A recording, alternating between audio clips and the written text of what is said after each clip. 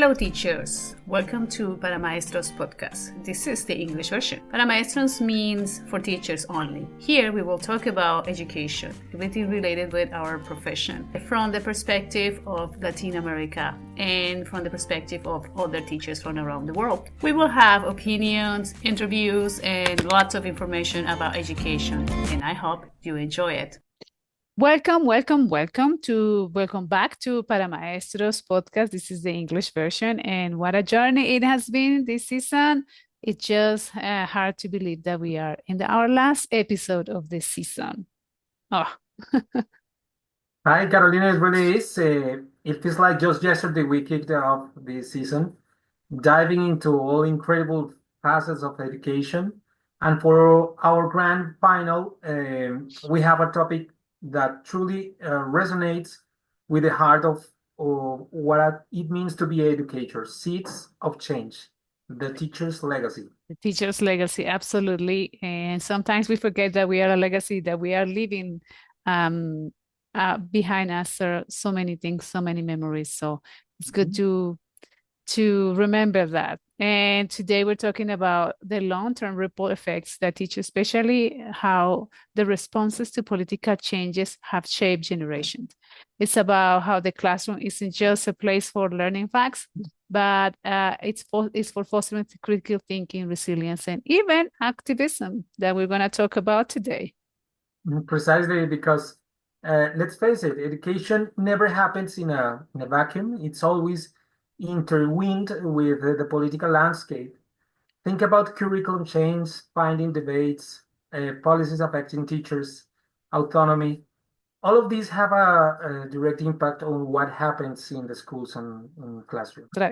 And how teachers navigate those changes. How do they adapt? How they advocate? That's where the real legacy is. It's built actually. It's not just about delivering a lesson or a lesson plan, or it's more deep. It's installing values, encouraging questioning, empowering students to be active citizens, even when the political climate is challenging. So it's like helping students to navigate these changes. That's such a powerful point, Carolina. We have seen throughout history in various countries and contexts how teachers have been at the forefront of social change. Sometimes, sadly, through the stories they tell and discussions they foster, and sometimes overtly, by advocating their students and their communities. Exactly. For instance, thinking about periods of significant political upheaval, whether it is civil rights movement, post-conflict reconstruction, even shifts in governmental ideologies, we see it all the time, teachers often become the anchors of stability and hope. And teachers provide safe space, and students, they all may not have another option that the classroom and the teachers, when the teachers can provide this safe space for them. So that is quite crucial nowadays. And they teach adaptability. I remember learning about teachers during times of war who would use whatever limited resources they had, even just oral traditions, to continue educating their students, passing on knowledge and keeping hope alive. That's a profound response to political turmoil. It truly is. It brings us to the core of this episode, the culminating stories of long-term impact. We want to delve in how teachers, throughout their responses to political change, make the difference and resonate through generations. And to kick off with that one, I want to know about a story about you. I think you have a story that can tell us about how a teacher have changed the way you thought or you saw life at that time. Do you have a story? Yeah, there is always a teacher in our lives that inspire us. I do, Carolina, and it ties directly in this idea of teachers responding to the political change. My high school history teacher, Miss Patricia Bastidas, taught during a period of significant political tensions and social unrest in our country, in Colombia. She was part of the teachers' union, and she was teaching us. She received threats from paramilitary groups in Colombia, Mm. Despite not being allowed to talk about it, she decided to tell us. That was very touching in that moment. She wanted to teach us the best way to resist armed groups was education, and she will continue to teach and resist. Wow. That was very significant for me and for my classmates. Of course, I can't imagine how difficult it was for her to keep teaching when having this pressure and these threats. Mm. Mhm. She Was was brave. She was really brave all the time. And Yeah. that was the best way to teach what she want to give us as a teacher is that resistance and do your work as a teacher. Mhm, That's the best mhm. teaching she could do. She could give us. Exactly. She was more than a teacher. She was an example for me. Her commitment to education was incredible and it touched my heart. She was part of what inspired me to be a teacher. She was, Wow. So she she was didn't very just important. teach, right? She didn't just teach you or teach things. She thought critical thinking and civic engagement that we were talking last time in the last episode, civic engagement and critical Mhm. thinking. Nice. Yes, she took us to some union meetings to Oh, show us how the teachers organize themselves to defend their rights to education, and she encouraged us to voice our concerns, and uh, she demonstrates how to do it yeah, yeah, of course. by example. That's an incredible story, very powerful. It sounds like she wasn't just an educator. She was she was teaching for life itself, especially Mhm, in that moment of our period of our country's history, which is still resonate with us, still there. mhm. She actually, talk about this and have a long-term impact on the people, and that ripples to other people and to these kids, and of course the people around the kids. That's interesting, very, very interesting. Absolutely, she planted those seeds, Carolina. You have spoken so eloquently about the impact teachers have. Do you have a story of a teacher who really exemplified this idea of leaving a lasting legacy, especially in response to the political social shifts? Shifts? Sort of. I do have a story, and that still gives me goosebumps when I think about it. It's my primary teacher. I was in fourth grade, I believe, someone Mhm, sort of there. She was Mrs. Carmen, and she was in a surface a very traditional teacher. She was, I repeat this, she was most of the traditional teacher. But what we noticed underneath this traditional education was that she possessed the extraordinary gift. This gift that I really like and is noticing the children, noticing that we exist as individuals, not just as a group. So mhm, she truly saw her students and our unique strengths and our unique, things that we somehow we have. Everybody has something unique.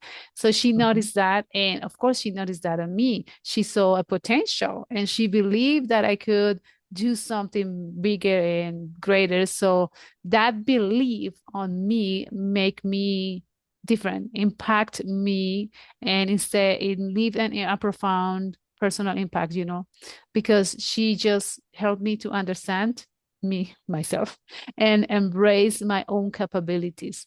mhm. And it was a fundamental shift in how she viewed and how it changed, how it changed how I view myself, right? Because I was very shy, I was very quiet, nobody noticed me in the school, just very quiet.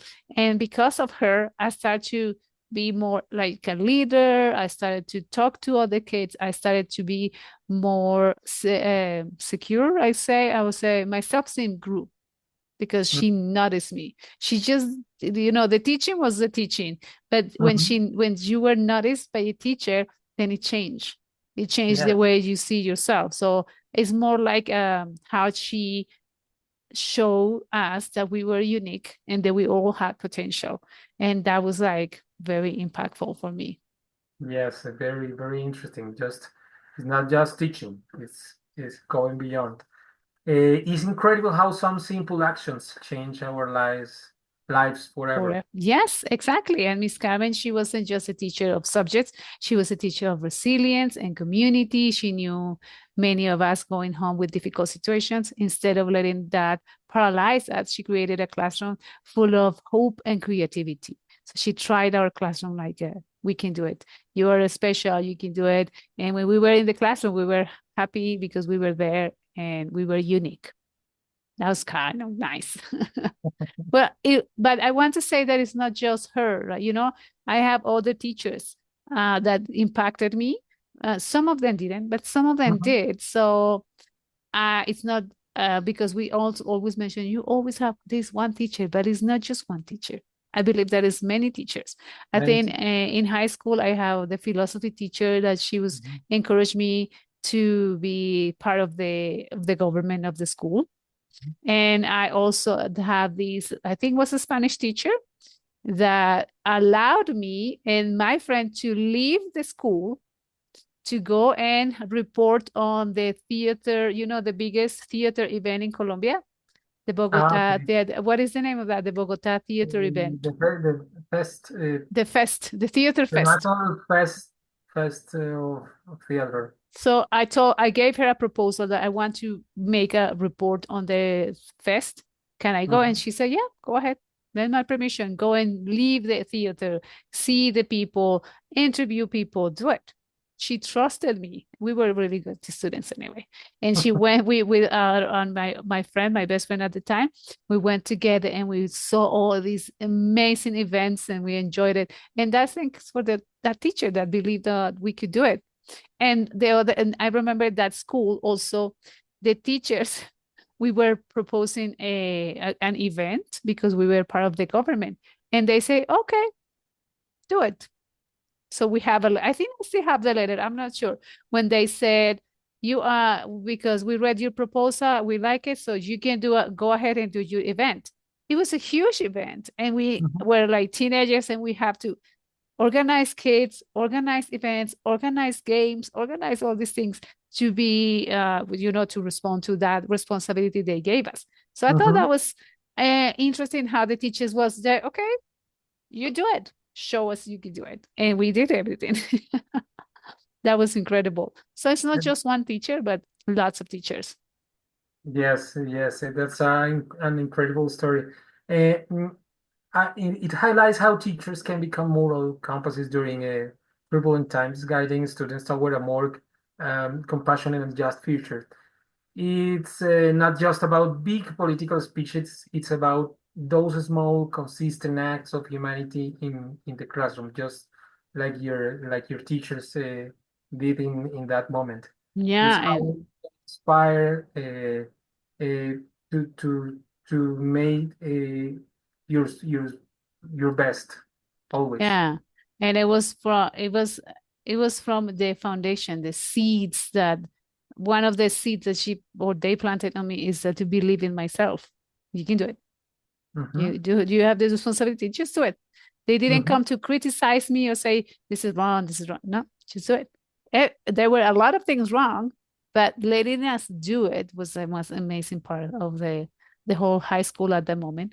And we did like we did a lot of events that time, so it was quite beautiful, and it highlights a lot of things from those teachers, not just my primary teacher, which was very interesting. I got several primary teachers that were quite nice, and I got not so nice teachers either. So both of them.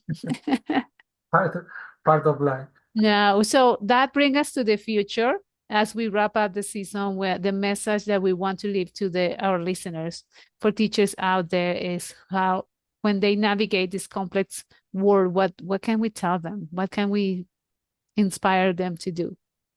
I think it's a message of encouragement and empowerment. Understand that the proud influence you have. Every interaction, every lesson, every moment of guidance is a seed you're planting. Some will blossom immediately, Mhm. others will take time, but all have a potential to grow into sometimes something magnificent. True. And teachers, remember that our response to the world around us or around you, even the political currents and the shapes, not just the present, it shapes not just the present, but also the future. So what we do now, it shapes the future. And as we see things developing now in certain places, we think, oh gosh, what happened? Did we focus on standardized tests and don't teach the kids to be more human? What happened?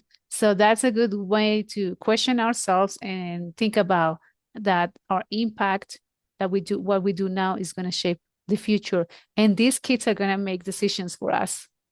They're going to be the future. So they're going to make decisions for us. So you want to be, kind and try to teach them to be kind, to think about diversity, to think about the world and how important it is to see everybody.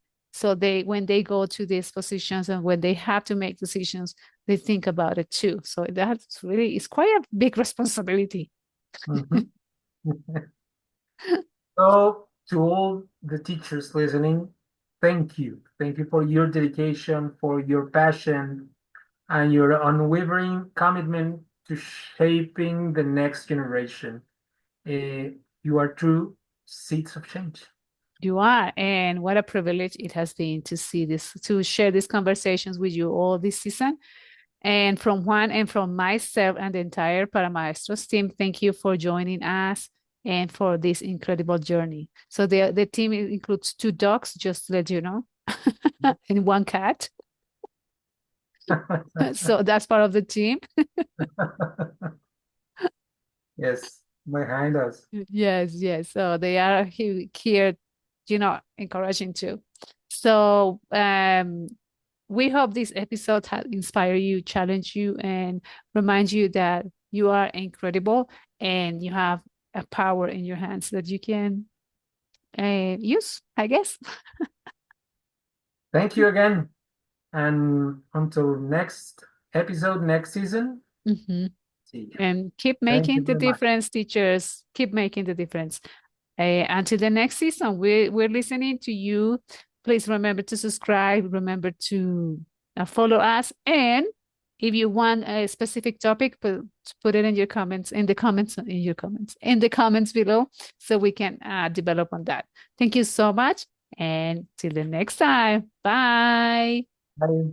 Thank you for listening, teachers. Stay curious. Connect with me on social media and explore my website. All the links in the description below.